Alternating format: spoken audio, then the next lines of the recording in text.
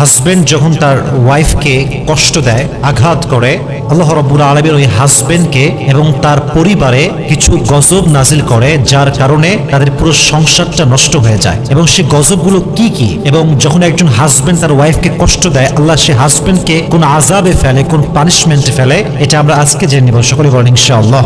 মাথায় রাখবেন, যেই মেয়ের স্বামী খারাপ, যেই মেয়ের হাজবেন্ড খারাপ, তাকে মেরে ফেলার জন্য বিষ লাগে না, তাকে মারার জন্য কোনো গুলি লাগে না, সে এমনি শেষ। যার হাজবেন্ড খারাপ, তার জীবন অলরেডি শেষ, তাকে মারার জন্য কোনো বিষ লাগবে না, কোনো গুলি লাগবে না, কিচ্ছু লাগবে না, সে এমনি শেষ হয়ে গেছে। আর আমি আসিফের পার্সোনাল পয়েন্ট অফ ভিউ হচ্ছে এরকম, যে পুরুষ তার জীবনে সফলতার চূড়ান্ত পর্যায়ে পৌঁছে গিয়েছে, যে পুরুষের জীবনে R15 আছে, গাড়ি আছে, বাড়ি আছে, টাকা আছে, পয়সা আছে, জনপ্রিয়তা আছে, সব আছে, বাট একজন নেককার, দিনদার, মানসিক শান্তির স্ত্রী নাই, তার কাছে পৃথিবীর কিচ্ছু নাই। ঠিক কিনা বলেন?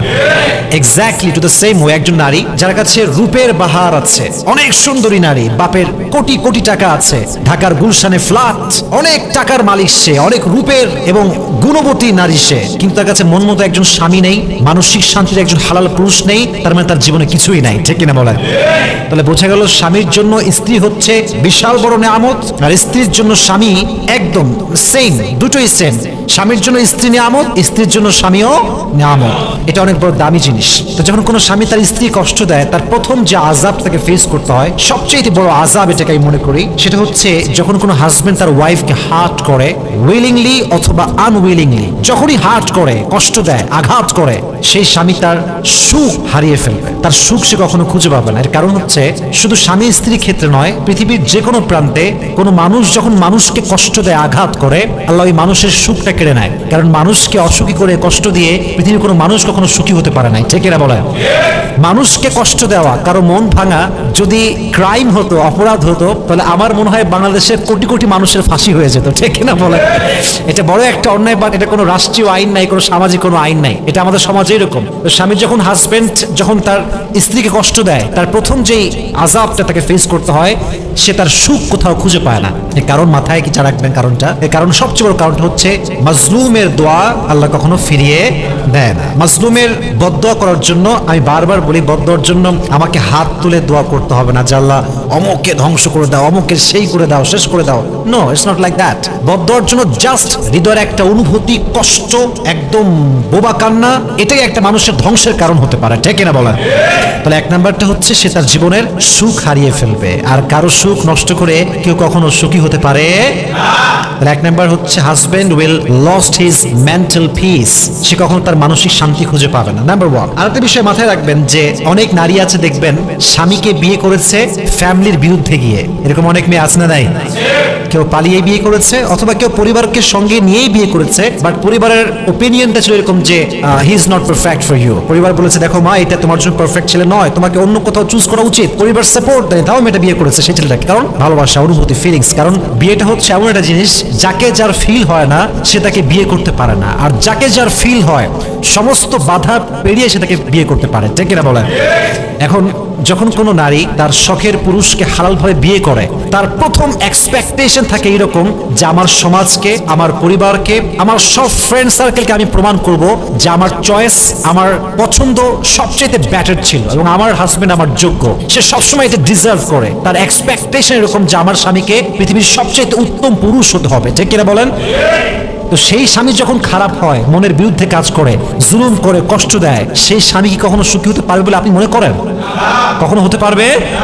সে তার মানসিক প্রশান্তি হারিয়ে ফেলবে, সুখ খুঁজে পাবে না। দুই নাম্বার, এবং এটা আরো বেশি ডেঞ্জারাস, বড় আযাব এটা, যে স্বামী তার স্ত্রীকে কষ্ট দেয়, তার দুই নাম্বার আযাব হচ্ছে, সে যখন মারা যাবে, তার কবরের সমস্ত আযাব মাফ হতে পারে, বাট সে যে স্ত্রী কষ্ট দিয়েছে, আযাব কখনো মাফ হবে না। এর কারণ হচ্ছে, বান্দার হক হচ্ছে দুই প্রকার, এক হচ্ছে হকুল্লাহ, আর এক হচ্ছে হকুল ইবাদ। আল্লাহর হক হচ্ছে নামাজ পড়া, পড়েন না আল্লাহ মাফ করতে পারে। আল্লাহর হক হচ্ছে রোজা রাখা, পড়েন নাই আল্লাহ মাফ করতে পারে। বাট হকুল ইবাদ, যেটা মানুষের হক, আপনি নষ্ট করেছেন পৃথিবীর এই মাটিতে, যতক্ষণ পর্যন্ত ওই বান্দা মাফ না করবে, ততক্ষণ পর্যন্ত আপনার ক্ষমা হবে না।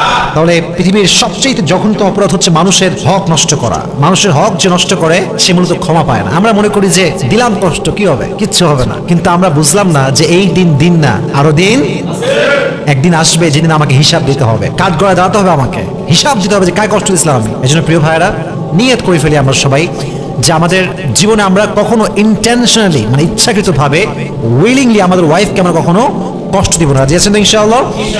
তাহলে বোঝা গেল 2 নম্বর আযাবটা হচ্ছে, যেহেতু এটা বান্দার হক, আপনার স্ত্রীকে যখন আপনি কষ্ট দিচ্ছেন যে কোনো ভাবেই হোক, আপনার মৃত্যুর পরে আপনার যত আমলই থাকুক না কেন, আপনার সব আমল আটকে যাবে। এর কারণ আপনি আপনার স্ত্রীর হককে নষ্ট করেছেন। ঠিক কিনা বলেন?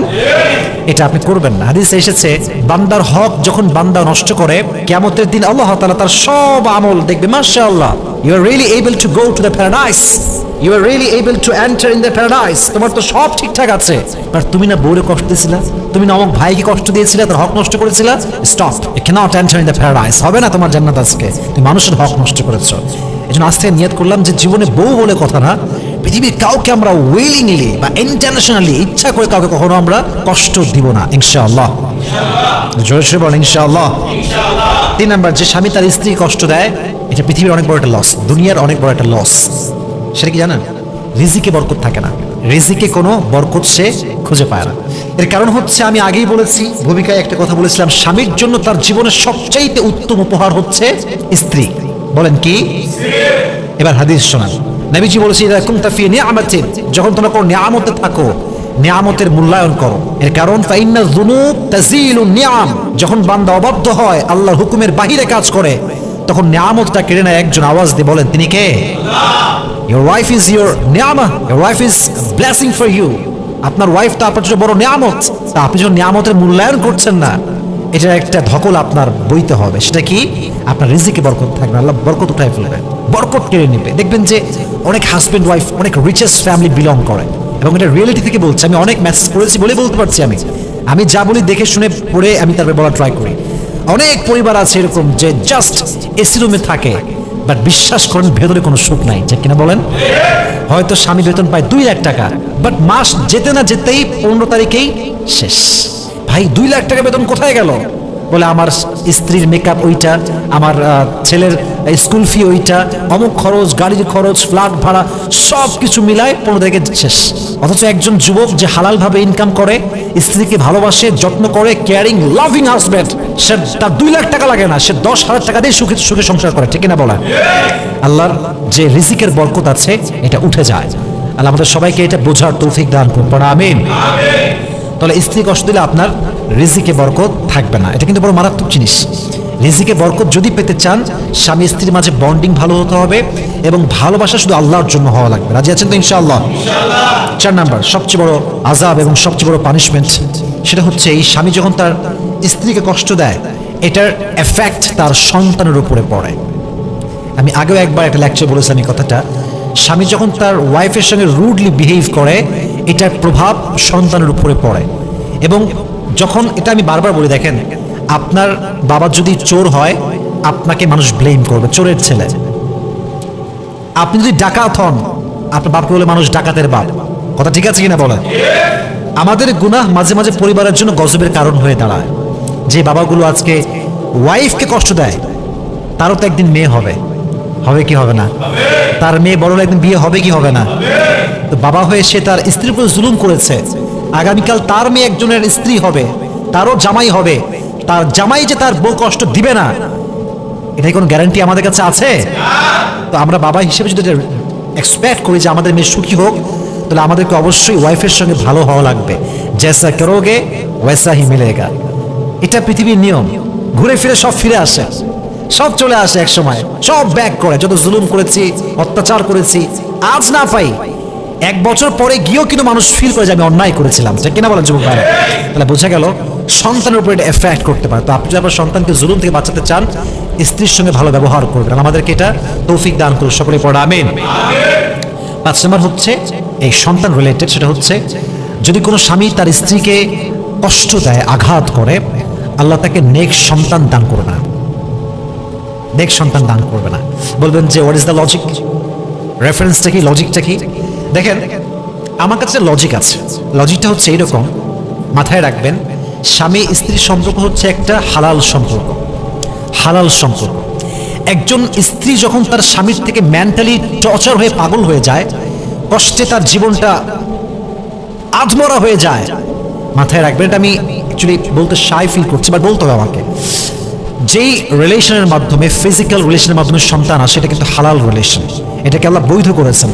বাট যখন তার স্বামী কষ্ট দিতে দিতে দিতে তাকে মেন্টালি শেষ করে ফেলছে, তখন একজন স্ত্রীর ভিতরে যে ওই মনোমানসিকতা যে স্বামীর সঙ্গে সে একটা রিলেশন করবে, ফিজিক্যাল রিলেশন, ওইটা থাকে না। সে যা করে বাধ্য হয়ে করে। ফলে যখন সে জুলুমের শিকার, মাজলুম আসে, তার ভিতরে শান্তি নাই, স্বামী স্ত্রীর ভিতরে বন্ডিং নাই, সুন্নাহ নাই, আল্লাহর হুকুমের আদেশের পালন নাই। বলেন তো এই অবস্থায় সেই মেয়েটা যে সন্তান গর্ভে ধারণ করবে, সে কি কখনো নেক সন্তান হতে পারবে? উভয় পক্ষের সাপোর্ট লাগবে। স্বামী ভালো হতে হবে, দিনদার হতে হবে, মা দিনদার হতে হবে, স্বামী স্ত্রী ভালোবাসা সুন্দর হতে হবে, বন্ডিং সুন্দর হতে হবে। স্বামী স্ত্রী ফিজিক্যাল রিলেশন করছে, স্ত্রী ঠেকায় পড়ে করছে যে কি করব, না করলে তো কিছু করার নেই, বাধ্য হয়ে করছে। এখানে আসলে নিয়ামতটা আসবে না, সুসন্তান আসবে না। সুসন্তান পেতে চাইলে দোয়া করতে হবে, এবং স্বামী স্ত্রীকে ভালোবাসতে হবে, স্ত্রী তার স্বামীকে ভালোবাসতে হবে, ঠিক কিনা বলেন? এবং দোয়া পড়তে হবে। সকলে আমার সঙ্গে পড়েন, রব্বানা হাব লানা মিন আজওয়াজিনা ওয়া যুররিয়াতিনা কুররাতা আ'য়ুন। এই দোয়া যে বেশি বেশি পাঠ করবে, আল্লাহ তাকে নেক সন্তানও দান করবেন, নেক স্ত্রীও দান করবেন। সুবহানাল্লাহ পড়েন। তার আমরা জানলাম 5টা পানিশমেন্ট।